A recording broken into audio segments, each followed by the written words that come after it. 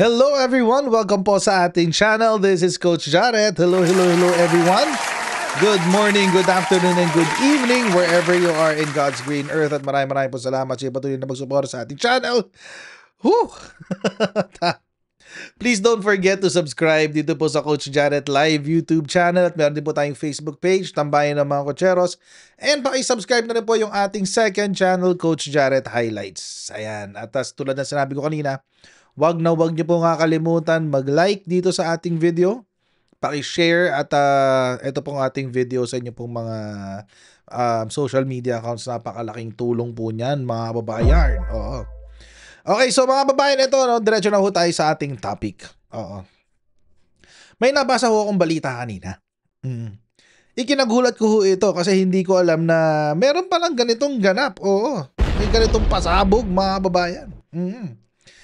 Mga kababayan, siguro isa sa mga napakalaking pagkakaiba ni PBBM at ni Rodrigo Duterte ay ang kanilang attitude sa pera. Isa ho yan sa kanilang malaking pagkakaiba, mga kababayan. Si PBBM po, in a nutshell, hindi corrupt. Si Rodrigo Duterte, mga kababayan, mukhang maraming signs na corrupt. mukhang maraming senyales na corrupt. Oo, ganun ganun ang ending, mga kababayan, ganun ang lumalabas Kasi mga kababayan, meron ho kasing balita. Ito na nga, pag-usapan na natin yung balita. Ito ho yung sabi. Balita ho ito ni Politico, ang sabi, ang title is Thanks But No Bets. Marcos reportedly rejected campaign donations from Atong Ang. Uy! Mainit na kwento to, mga kababayan. Mainit na kwentuhan to kasi Atong Ang mainit ang pangalan ngayon ni Atong Ang pagdating sa sa social media, lalong-lalo na dahil sa kaso ng missing sa Bongeros. At kanina nga nagsalita na si Julie Patidongan. Nagpa-press conference na rin siya at marami din siyang sinabi tungkol dito sa missing sa Bongeros, mga kababayan. At alam naman natin ang mga nagaganap nitong mga nakaraang araw, merong mga sako na nakuha sa Taal Lake na patuloy na binabash pa rin ng mga DDS. For some reason, hindi ko naiintindihan. This is not a political issue. Ito missing sa Bongeros is not a political issue. Pero mga kababayan, it seems ang mga Duterte supporters ay desidido na siraan ng administrasyon at ipagtanggol si Atong Ang sa issue na ito. Hindi ko naiintindihan. Oo, kasi wala namang wala naman tong bakas ng Marcos Duterte feud Parang hindi mo nakikitaan ng ganun. But it seems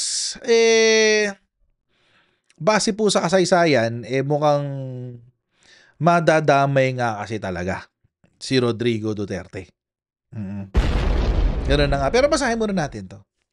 Apparently, ito pong si Atong Ang ay nag-attempt na magbigay ng campaign donations. Ngayon, mga kababayan, sa Pilipinas kasi, real talk lang ho ito, sa politika ho ng Pilipinas. Yung pag ikaw ay nagbigay ng campaign donation, kadalasan nag-e-expect ka ng kapalit. Lahat ng politiko yan, mga kababayan, lahat sila. Lahat sila. At usually, mga kababayan, yung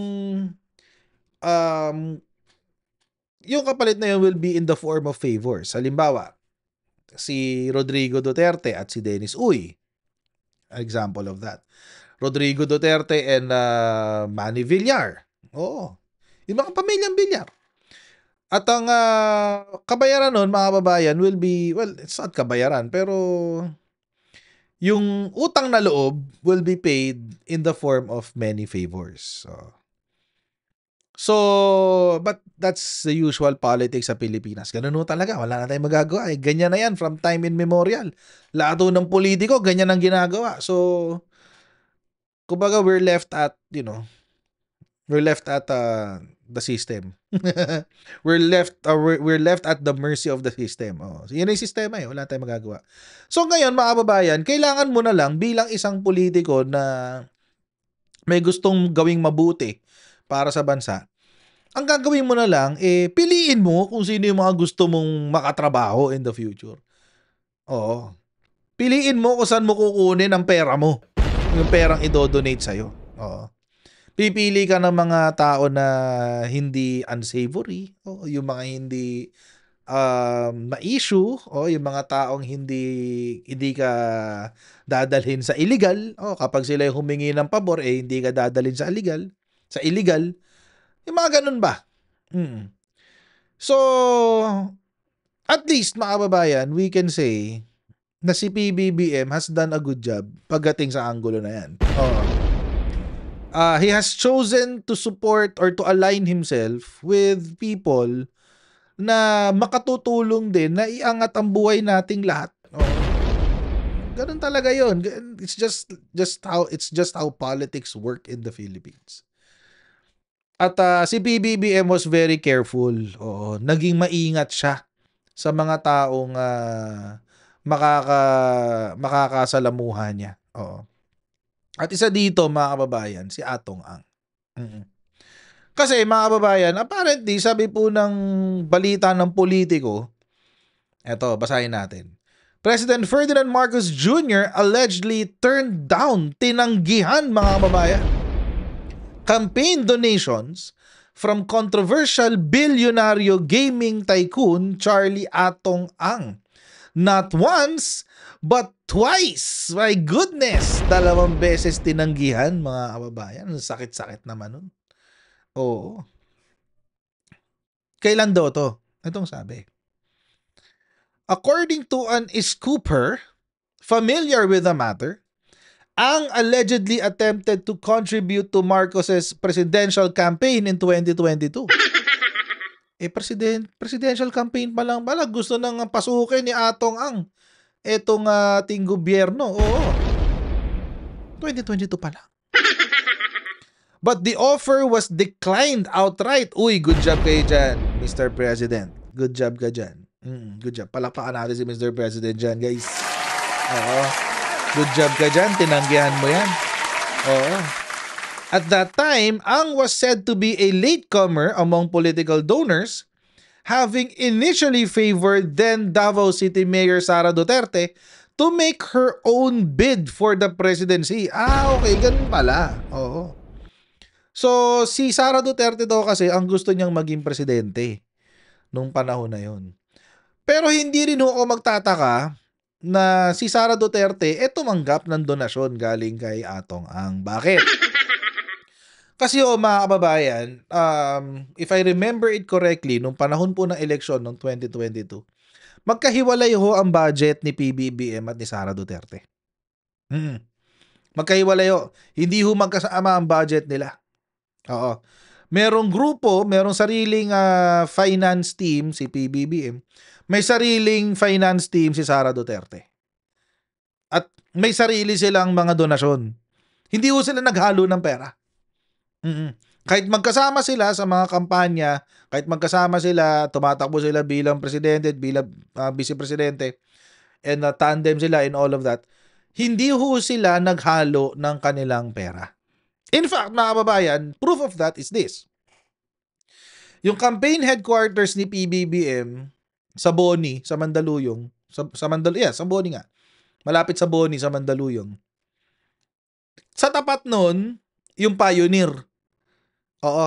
Yung opisina, yung campaign headquarters ni Sara Duterte, doon sa Pioneer. Yung tabi ng Robinson's Pioneer before, pero ngayon wala na yung Robinson's Pioneer.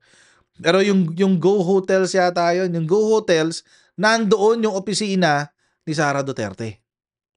Doon yun. Nung panahon ng kampanya, nandoon yung kanyang campaign headquarters. And right now, nandoon din yung kanyang opisina hanggang ngayon. Hindi siya umalis doon. Katapat nun is yung campaign headquarters naman ni PBBM. Imagine, pati sa paggamit ng building, hiwalay sila. Oo. And I think mga kababayan, that was I think there's wisdom in that. Kasi nga mga kababayan, pag pinagsama yung pera, baka itong si Sara Duterte nakipag-usap sa mga karakter na hindi maganda. Oo. Baka may tapos si BBBM naman gusto niya ng malinis sa gobyerno. Gusto niya ng mga totoong makakatulong sa kanyang administrasyon. At yung kanyang mga kausap mga legal, mga maaayos, ganun. Kaya mga kababayan, hindi ako magtataka kung si Sara Duterte tumanggap ng campaign contributions galing or campaign donations galing kay Atong Ang. Mamaya po, meron pa po isang dahilan kung bakit. Kung bakit hindi rin ako magtataka. Tapos in 2024, Ang reportedly made another offer, this time to support the Alyansa senatorial slate which is backed by Marcos. The second offer was also rejected. Uy, reject pareho guys. Oo. Buti na lang. Siguro mga kababayan, may alam na rin si PBBM sa mga galawan ni Atong Ang. Kaya hindi niya tinanggap. Baka baka alam na rin niya nung panahon na tatakbo siyang presidente, nakikinikinita na niya, uy, trouble to si Atong Ang, wag muna. Tapos 2024, naging presidente na siya, alam na niya talaga kung anong karakas ni Atong Ang, so hindi na niya tinuloy. Ganon. So, twice ni-reject. This goes to show, mga kababayan, itong kredibilidad ni PBBM na talagang hindi siya maikipagtrabaho sa mga taong posibleng gumawa ng mga bagay na illegal. Alam naman natin, mga kababayan, maski nung panahon pa ni Rodrigo Duterte, itong si Atong Ang, medyo, di ba siya yung STL? Siya rin yun Nagkaroon din siya ng issue sa STL noong mga panahon na yun. Oh. Pero tinolerate yun ni Rodrigo Duterte. Hindi natin alam kung bakit tinolerate ni Rodrigo Duterte yun, mga kababayan. Pero tinolerate yun ni Rodrigo Duterte, hindi niya sinita si Atong Ang. In fact, mga kababayan, nakakatawa pa nga dyan, ang gusto pang gawin ni Rodrigo Duterte noong mga panahon na yun, gawin siyang general manager ng PCSO. Imagine. Oo. Inamin ni Rodrigo Duterte yan. Umamin siya na gusto niyang gawing PCSO General Manager. Etong si Atong Ang. Oo, at hindi rin lingid sa kaalaman ni Rodrigo Duterte na may mga sinuhulan daw. According to reports, may mga sinuhulan daw na umabot pa ng 200 million pesos. Oo, itong si Atong Ang. Yung dating general manager daw ng PCSO. Alam mo niya yan, mga kababayan. Hindi ho siya ignorante, hindi ho siya inosente sa mga aktibidad ni Atong Ang. Okay. Ngayon, mga kababayan, kaya nga po, hindi po si Atong Ang ang topic natin. Hindi rin yung Missing Sabongeros. Pero gusto ko lang i-highlight, mga kababayan, yung pagkakaiba ni PBBM at ni Rodrigo Duterte. Kung si PBBM, mga kababayan, pinili niyang maigi kung sino ang kanyang mga katrabaho, pinili niya ang legal na paraan para na makakatulong sa kanya yung mga taong legal at maayos. Si Rodrigo Duterte, it was different. Iba yung kay Rodrigo Duterte, mga kababayan. Ano yung kay Rodrigo Duterte? Si Rodrigo Duterte po, mga kababayan, pinili niyang ipagtanggol ang isabong.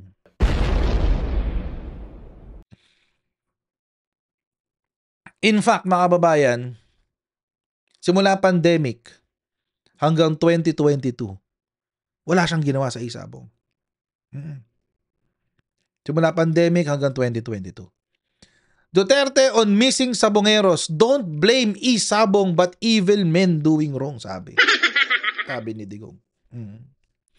Huwag daw sisihin ng isabong pero yung mga taong masasama ang puso, sabi niya. Hindi raw yan kasalanan ng management. It's not the fault of management, referring to Atong Ang. It's the fault of evil men doing something wrong tapos nagkaupahan. Iba ang kultura ng mga sabongero at mga sindikato, nagkabukuhan lang sila Ay, wait. Hindi naman siguro porke sabongero ka, sindikato ka na rin. Hindi naman siguro ganun. Marami naman akong kilalang sabongero. Marami din akong kilalang may mga kaibigan din naman ako nagsasabong pero hindi naman ho sila parte ng sindikato. Pero mga kababayan, wait, ba't niya sinabing sindikato? Di ba? Nakakapagtaka. Ba't kaya ho niya sinabing sindikato? May alam na kaya si Rodrigo Duterte nung panahon na yan? Hindi natin alam. Oo, hindi natin alam. Pero related to sa missing sabongeros. Oo. So baka may idea na siya na sindikato yung umu-operate. Baka, hindi ko alam. Pero bakit niya sinabi yan? Tapos mga kababayan, kung may idea na pala siya, bakit wala siyang ginawa? Hinayaan lang niya. Ang problema, pinatay lahat. 38, 36, kasama sila sa pustahan eh. Sa iba't ibang probinsya, parang di mahalata. Pupusta sa Llamado o Dihado, depende sa usapan. Pero bakit daw hindi niya pinigilan? Sabi niya, the government would lose billions of pesos in revenues if the e-sabong operations were stopped.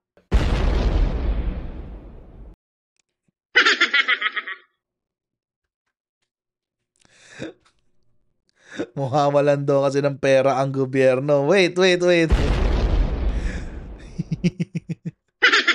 lang at check natin kasi hindi ako sigurado. Oo, check lang natin ha, check natin. Taxable ba ang e-sabong? Tingnan natin ha. Tingnan natin.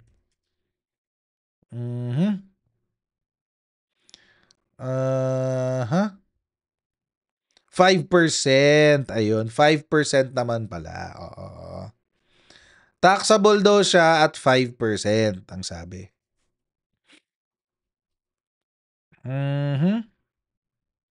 Subject to 5% franchise tax. In lieu of all internal revenue taxes except VAT or percentage tax, okay? Kapag daw may kontrata sa PAGCOR, okay, zero VAT kapag mayroon silang kontrata sa PAGCOR. Pag may kontrata nga sa PAGCOR. Okay, income daw ng operator subject to regular income taxes, commission ng third party e-sabong master agent subject to regular income tax. Operator shall withhold and remit the creditable withholding taxes 5, 10 for individual pays and 10 to 15 for non-individual. Okay. May mga taxes naman pala. Subject to regular income taxes. Okay.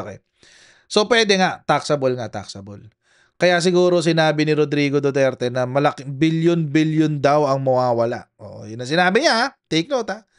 Billion daw ang mawawala. He said it's up the police to stop the crimes involved. Sabi, let the police solve the problem. Wala na tayong pera.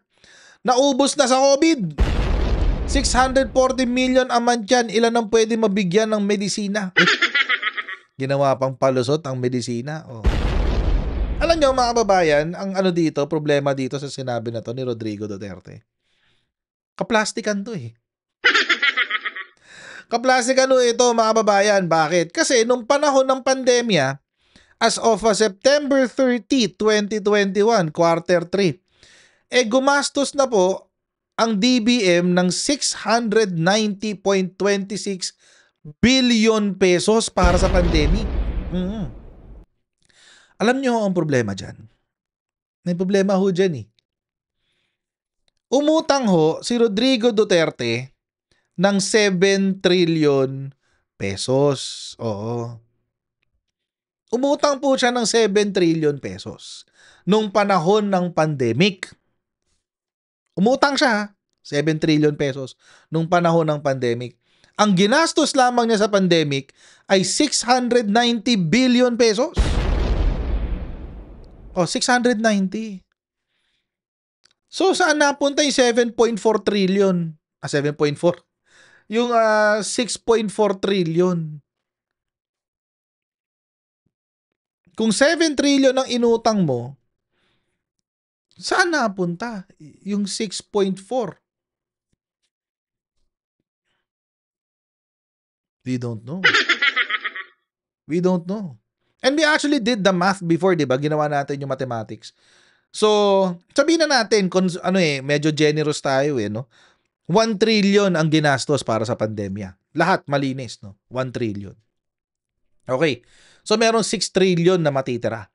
Ang budget, national budget for 2022 ay nasa 4 or 5 trillion.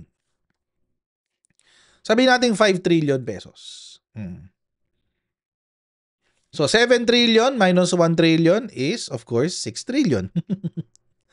6 trillion minus 5 trillion pesos. Meron ka pa matitirang 1 trilyong piso. Trillion, with a T. Trillion. Nasaan yung accounting ng 1 trillion? Nasaan? We don't know. Hindi natin alam kung nasaan yung 1 trillion. Nasa bulsa ni Digong? Yan. Kaya kalokohan ho itong sinasabi ni Rodrigo Duterte. Kalokohan ho yan. Hindi ho niya kailangan yung 640 million a month na yan kasi meron siyang 1 trillion pesos. Yung 640 million na yan, times 10 mo lang yan, meron kang 6.4 billion. 10 months. Tama ba?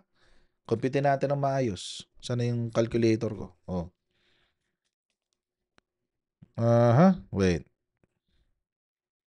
640 billion times 10 months. 6.4 trillion nga. Billion nga. 6.4 trillion. Billion. 6.4 billion pesos. Tama? 640 million times 10. Tama, 6.4 billion nga. 6.4 billion sa 10 months.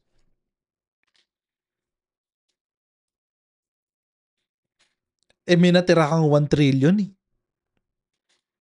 May natira kang 1 trillion sa loans. Ano nangyari?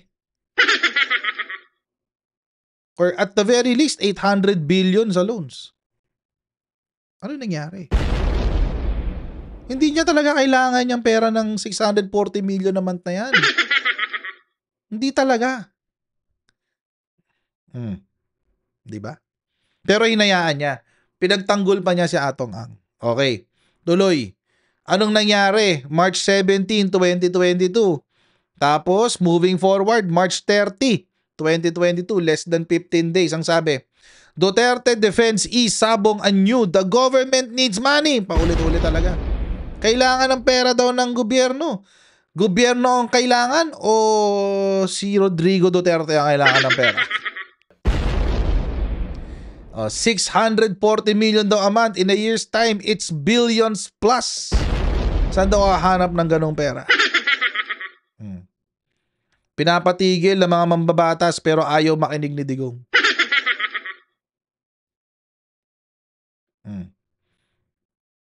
Tapos mga kababayan, eto nakakatawa. So March 30 yan, di ba? April. Nag-uumpisa ng lumambot si Digong, no? April.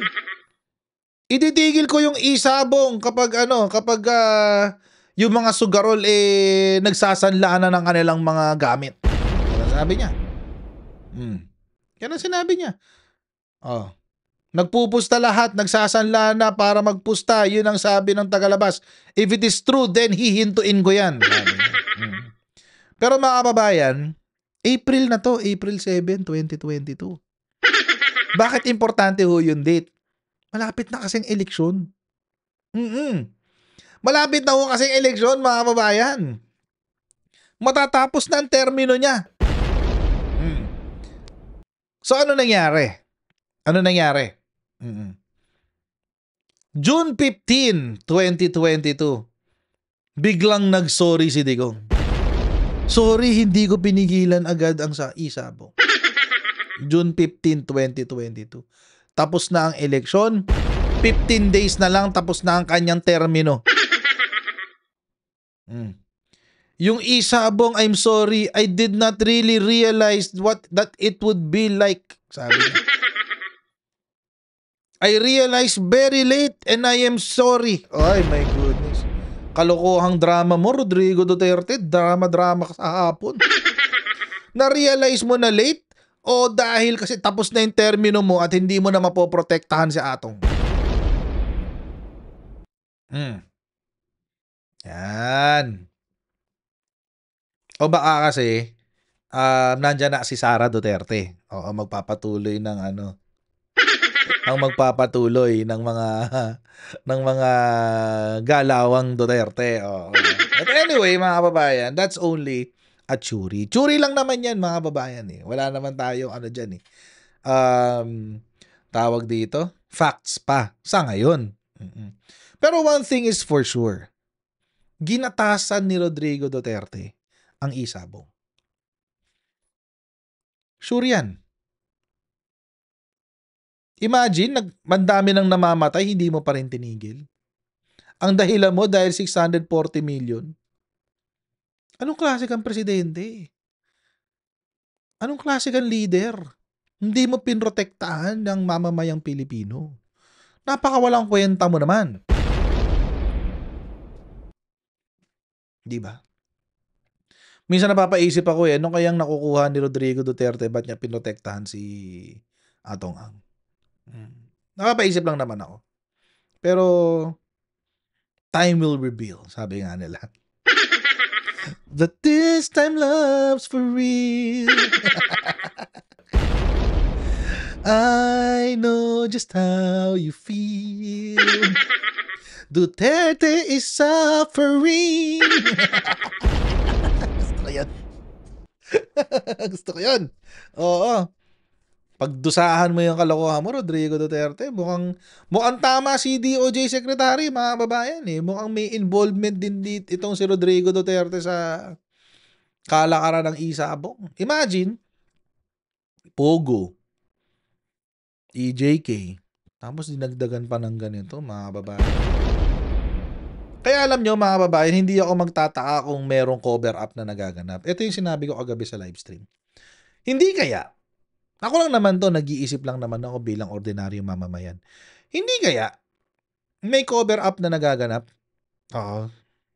Ginagamit ng mga Duterte fanatics, mga Duterte, mga Dutertards. Ginagamit ng mga Duterte fanatics itong pagkamatay ni Paulo Tantoco at saka itong passport ni Gibo Teodoro para mawalang atensyon ng taong bayan dito sa nangyayaring investigasyon ng DOJ. It's possible.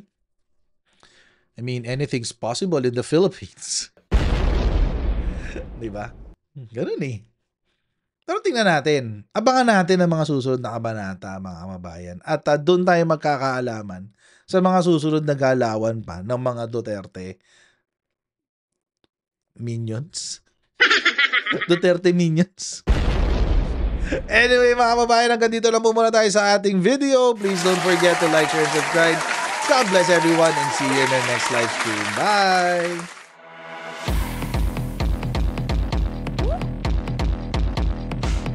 Pag ganun, huwag natin gawing tanga mga Pilipino. Mas maganda kasi nasa lugar ka ng tama kaysa yung pinipilit mo yung pagkakamali.